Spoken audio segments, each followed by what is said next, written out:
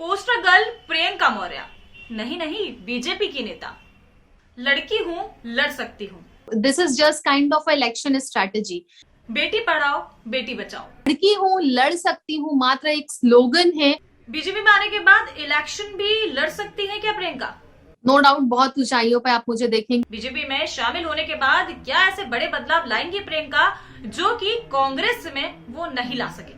Party के नेतृत्व में मुझे जो भी अवसर मिलेंगे मैं उस पे कार्य करूंगी। नमस्कार, आप देख रहे हैं एनएन न्यूज और मैं हूं आपके साथ नैना शर्मा। और आज हमारे साथ मौजूद हैं लखनऊ की मशहूर डॉक्टर प्रियंका मौर्य जी। तो प्रियंका जी, मैं आपका बहुत बहुत स्वागत करती हूँ एनएन चैनल पर। और सबसे पहले मैं आपको बधाई देना चाहूंगी जो अभी आपने बीजेपी ज्वाइन किया है उसके लिए। तो प्रियंका जी, अब तक जो महिला लड़की हूँ लड़ सकती हूँ की मुहिम पर काम कर रही थी, अब वो बेटी बचाओ बेटी पढ़ाओ की मुहिम पर काम करेंगी। तो ये बड़ा बदलाव कैसा लग रहा है आपको? देखिए, कॉन्सेप्ट तो सेम ही है। कॉन्सेप्ट किस तरीके से सेम है कि हमें महिलाओं की बात करनी है, उनके सुरक्षा की बात करनी है, उनके कार्य करना है, उनकी सुरक्षा पे, उनके स्वास्थ्य पे, उनके सशक्तिकरण पे, उनको स्वावलंबन बनाने के लिए।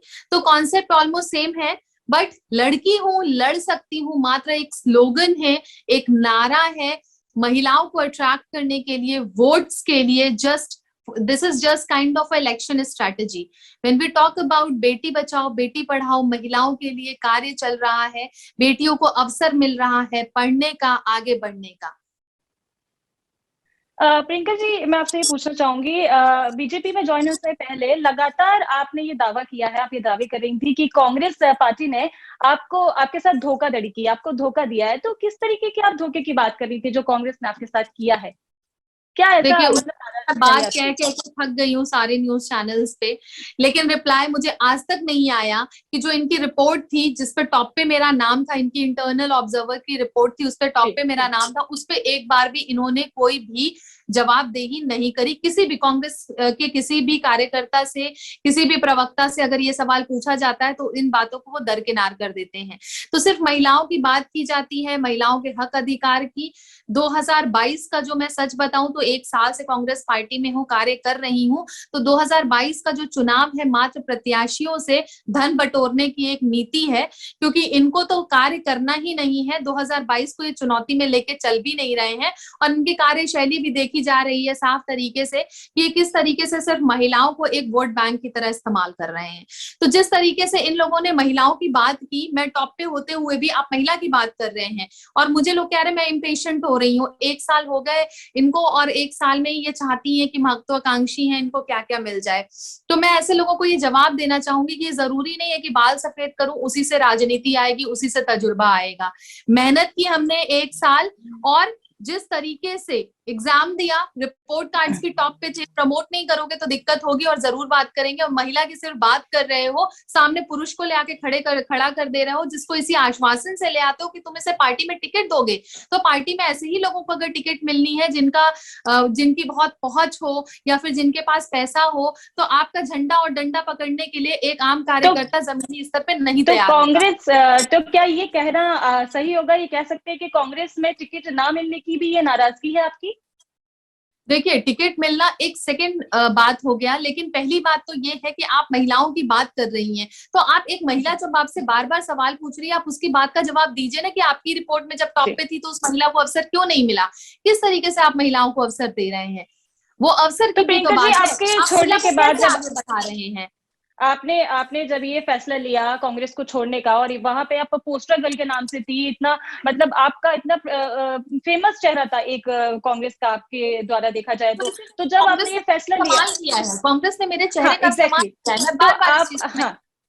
तो आपने जब ये छोड़ा, आपने जब कांग्रेस का दामन छोड़ा तो कांग्रेस से कोई आपके पास आया उसके बाद आपसे बात करने, आपको ये आपसे कुछ भी पूछने की क्यों आपने ऐसा किया? सेक्रेटरी आए कांग्रेस के, और उनका ये कहना था कि मैं दूसरी विधानसभा से चुनाव लड़ लूं। क्यों मैं दूसरी विधानसभा ले लूं? ये सेल्फ रिस्पेक्ट की बात है। मैं जिस जगह पे कार्य कर रही हूँ, जिन लोगों के लिए कार्य कर रही हूँ, उनकी डिमांड है कि मैं वहां से चुनाव लड़ूं और चुनाव जीतूं। मैं उनके हिसाब से कार्य करती हूँ, मैं लोगों के लिए कार्य करती हूँ, व्यक्ति विशेष के लिए कार्य नहीं करती हूँ। पार्टी से मैं जुड़ी हुई हूँ, लेकिन जिस तरीके से हम लोग हर एक व्यक्ति के पास जा रहे हैं, कार्य कर रहे हैं, उनकी ये डिमांड है। मैं दूसरी जगह से क्यों चुनाव लड़ूं? अगर मैंने पढ़ाई डॉक्टरी की करी है, मैं इंजीनियरिंग क्यों करने निकल लूंगी एकदम से? आपने अगर किसी को वादा कर दिया है कि आप पैसे ले ही लिए हो, वादा कर ही दिए हो उसको पार्टी में ले आने का, तो उसको सफल कर दो कहीं। मैं क्यों कहीं और चली जाऊं? भाई, आप महिलाओं की बात कर रहे हो, लड़ने की बात करो कि महिलाएं लड़ सकती हैं, लड़की हो तुम लड़ सकती हो, तो भाई लड़ रही है लड़कियां, तो लड़ने का मौका तो दो।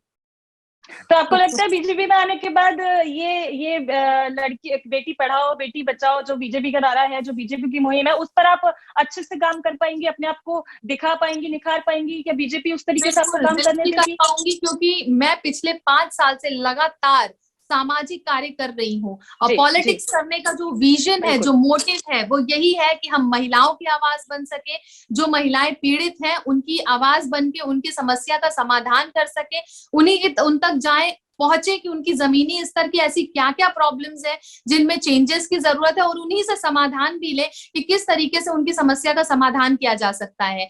आज बेटियों को पढ़ाने की बात हो रही है, बेटियों को आगे करने की बात हो रही है, और बीजेपी सरकार ने महिलाओं को, बेटियों को आगे बढ़ने का हर एक मौका दिया है। मुझे ज्यादा दिन नहीं हुए हैं यहाँ पे, लेकिन मैं जिस तरीके से देख रही हूँ कि महिलाओं को, लड़कियों को सम्मान मिलता है, आशीर्वाद मिलता है, मौका मिलता है आगे बढ़ने का, वो सराहनीय है। सिर्फ बात करने से काम नहीं चलेगा, शक्ति विधान छपवा देने से काम नहीं चलेगा। और प्रियंका गांधी जी बात करती हैं कि महिलाओं की, तो वो महिलाओं की बात सिर्फ उत्तर प्रदेश में क्यों करती हैं? बाकी जगह जहां वो राज्य हैं, जहां उनकी सरकार है, वहां क्यों नहीं वो बात करती हैं? अब इसका भी वो सवाल का जवाब देती हैं कि मैं उत्तर प्रदेश की प्रभारी हूँ। तो वो उत्तर प्रदेश की प्रभारी है, तो उन्होंने जल्दी एक और शक्ति विधान लॉन्च किया है, जिसमें राहुल गांधी जी भी हैं और प्रियंका गांधी जी भी हैं।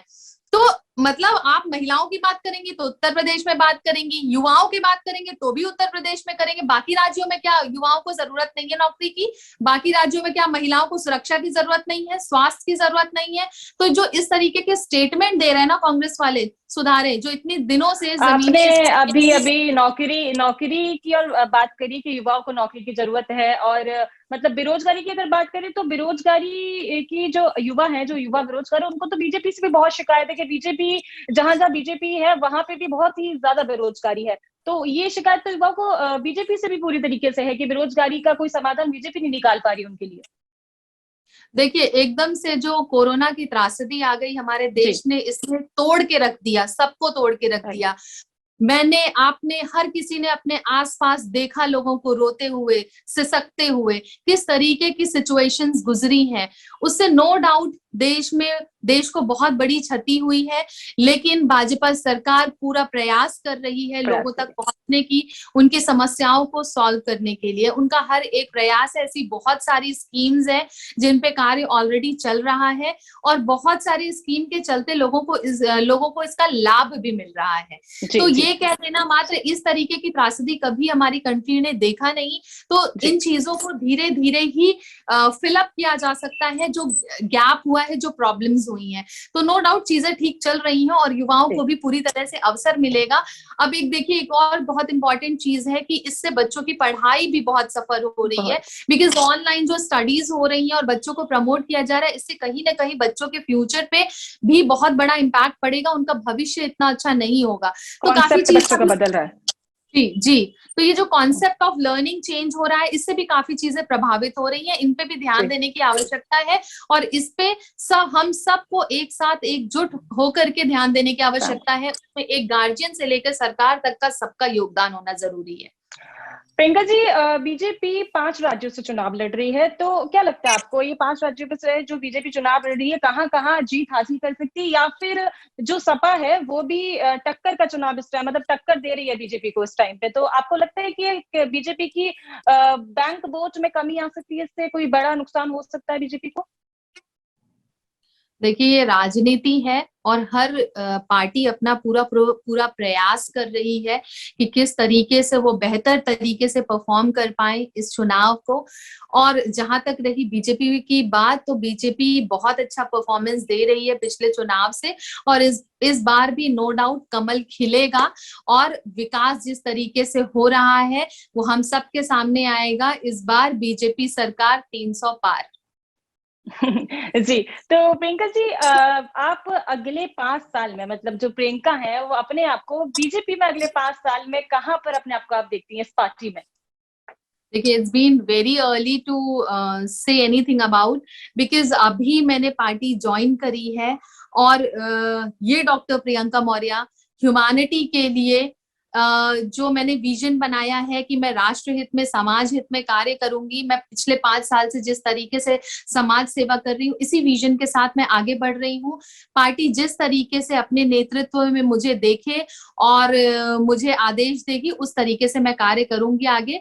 और अभी इस तरीके का स्ट्रैटेजिकली मैंने कुछ नहीं सोचा है कि मैं आगे 5 सालों में कहाँ जाऊंगी और क्या नहीं, करूंगी। आपका जो एक विश्वास है ना इस पार्टी के ऊपर, आप जिस विश्वास के साथ बात कर रही है, तो उसी से मैंने पूछा कि आप अपने आप को 5 साल में कहाँ देखती हैं? आपको जो कांग्रेस में जो आपको जिस वजह से आप कांग्रेस छोड़ के आई, जो नाराजगी आपको कांग्रेस से रही, तो आपको क्या लगता है वो सारी शिकायतें आपकी इस पार्टी में आके खत्म हो जाएंगी, या इस पार्टी में आपको वो मुकाम हासिल होगा, या वो आप कर पाएंगी जो आप हमेशा से करना चाहती थी?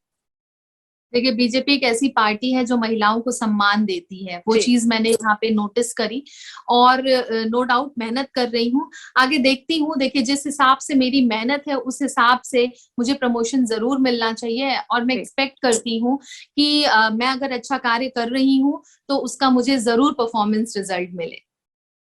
जी, तो प्रियंका जी, बीजेपी में शामिल होने का पहला दिन जो आपका था, पहले दिन से लेके अब तक जो आप वहां पे बिता रही हैं दिन, और जो जो काम आपको मिल रहा है या कर रही है, तो क्या एक्सपीरियंस है आपका फर्स्ट डे से लेके अब तक का?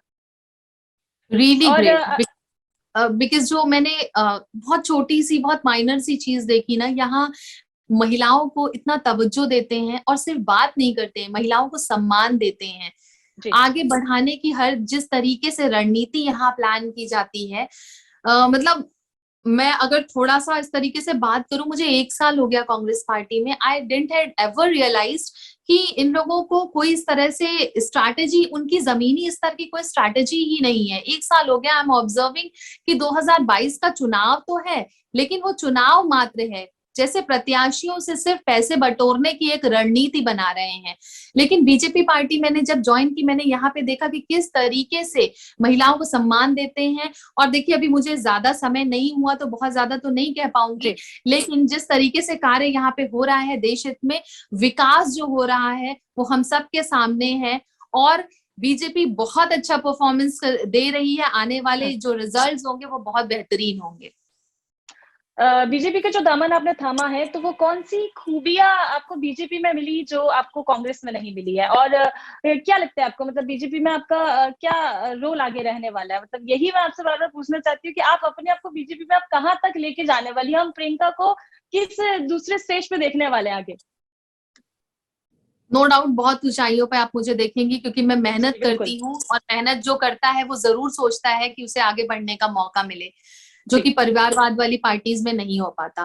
तो देखिए, मैं वही बार बार कह रही हूँ कि जिस विजन से मैंने एक कार्य करना शुरू किया है ह्यूमैनिटी के लिए, उसी विजन के साथ मैं आगे बढ़ते रहूंगी। बाकी पार्टी के नेतृत्व में मुझे जो भी अवसर मिलेंगे मैं उस पे कार्य करूंगी आगे। Ultimately my answer is the same, because I didn't had ever thought कि मुझे वो ही चीज करनी है। जी जी जी जी, आपके समय के लिए बहुत बहुत धन्यवाद। Thank you so much. ये थी प्रियंका मौर्य से खास बातचीत। बाकी खबरों के लिए देखते रहिए एनएन न्यूज। चैनल को लाइक करें, सब्सक्राइब करें और बेल आइकन प्रेस करना ना भूलें। जय हिंद।